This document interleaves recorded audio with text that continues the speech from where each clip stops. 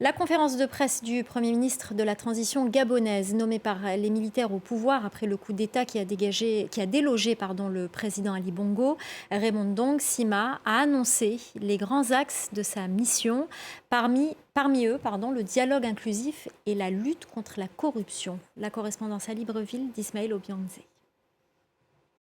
Ce dialogue national inclusif n'occultera aucun débat, a dit Raymond Ndong Sima. Pour garantir le succès de sa mission à la tête de la primature, le chef du gouvernement lance un appel à contribution dès la semaine prochaine. Selon lui, les forces vives du pays intéressées par ce projet devraient partager leurs diagnostics et leurs propositions dans une thématique au choix.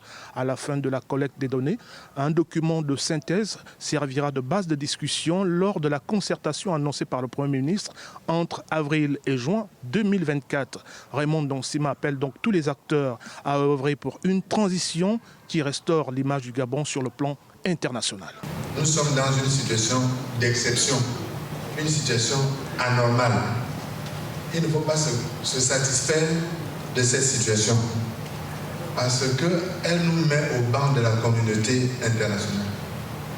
Nous devons donc tout faire pour revenir dans les canons de ce qui est la norme admise partout. Mais nous devons revenir avec sincérité. En réponse à la plainte pour séquestration et détention arbitraire de Sylvia Bongo Ondimba, formulée par les avocats de l'ex-première dame, le chef du gouvernement refuse toute interférence dans ce dossier qui, selon lui, relève de la compétence des autorités judiciaires.